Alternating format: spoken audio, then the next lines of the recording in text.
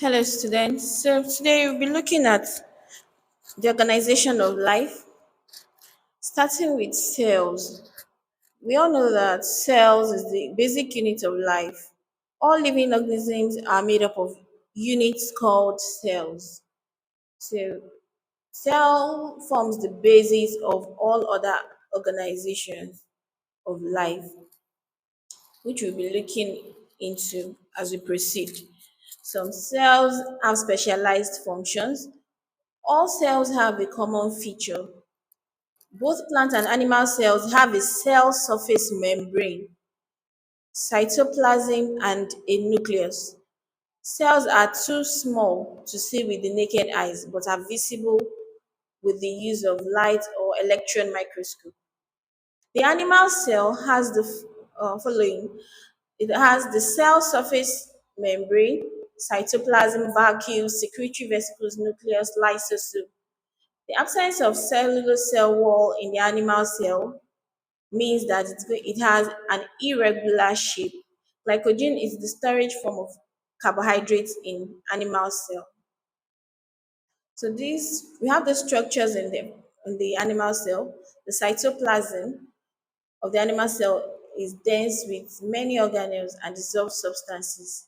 It is the house of the endoplasmic reticulum, which is the site of protein synthesis, and it also houses the mitochondria, which is the site for aerobic respiration. Nucleus is the contains the genetic material which make up the genes on the chromosomes. Cell surface membrane surrounds the cytoplasm. It controls the entry and exit of substances. Vacuoles are small and temporary in the animal cell. It also has the secretory vesicles, which contains products such as hormones and enzymes. Below here we have a structure of the animal cell. This is the mitochondria. This is what it looks like. The fluid part of the cell is what we call the cytoplasm. And then the endoplasmic reticulum. We have the rough and the smooth endoplasmic reticulum. We have the vacuole. The vacuole is small in the animal cell and it is temporary in the animal cell. And here we have the nucleus containing the genetic material. In the plant cell has what we call cellulose cell wall. It also has chloroplast. It has a large permanent vacuole in addition to nucleus, cytoplasm, and cell surface membrane, which is also found in animal cells. Starch is the storage form of carbohydrates in plant cells. What does the cellular cell wall do in plants? It helps to provide structural support for the cell to have a regular shape and it is freely permeable to water. The plant cell possesses large permanent vacuole which contains water necessary to provide sugar pressure. The plant cell also has chloroplast which contains the pigment chlorophyll for photosynthesis. Below here, we have the structure of the plant cell. We have the large central vacuole. You can see how large it is. It's bigger than the nucleus itself. And then this is the nucleus containing the genetic materials. And then we have the endoplasmic reticulum. We also have here the mitochondria, and then we also have chloroplasts. That is what differentiates the plant cell from the animal cell. So we have an activity here. We have the plant and animal cell where to label correctly. The first label here, I believe, should be the cell membrane. The second label, which is pointing to only the plant cell, will be the cell wall. The third label here should be the cytoplasm, fluid part of the cell. Then we have the vacuole, the large vacuole in plants and the small temporary vacuole in animals. We have E. E should be the nucleus, the site for genetic materials. F is the chloroplast. Oh, why did I put chloroplast here?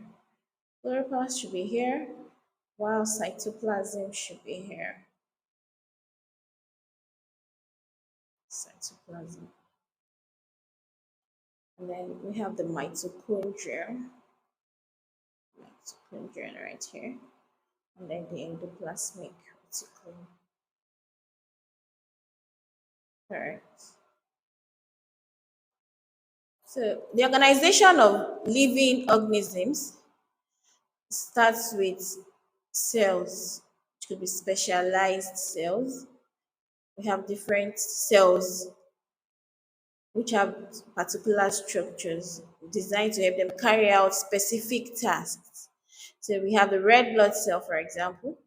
Its function is to transport oxygen from cells to tissues for aerobic respiration in animals. Ciliated cells, also found in animals, has layers of tiny heads. So all these are specialized cells, motor nerve cells, root hair cells in plants, xylem vessels in plants. Tissues, examples of tissues. Tissues are specialized cells that combine together. So they combine together to form tissues, working together to perform a shared function. Examples of these are the blood, epithelial tissue found on the surface of skins, skeletal tissue, mesophyll, epidermis, parenchyma, a food storage organ in plants is a tissue. Organs. Organs are a group of tissues working together to perform specific functions. For example, small intestine. Organ system are a group of organs with related functions working together to perform body functions. For example, we have the digestive system. Moving on, we have a quick activity here for us. It says drag the words into the correct boxes. Structures that contain chlorophyll. That's the chloroplast.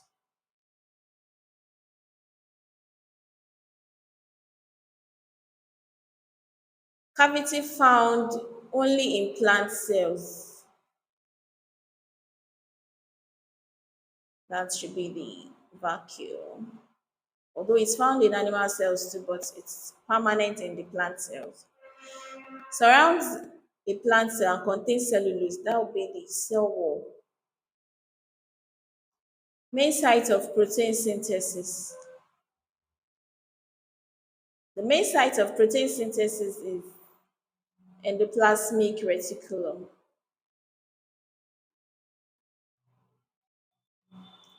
Sites of aerobic respiration is the mitochondria. Controls entry and exit of substances. That should be the cell membrane.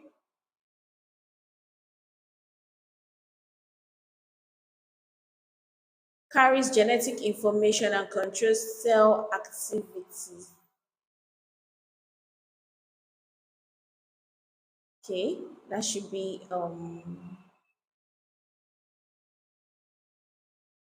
the nucleus. Yes, correct.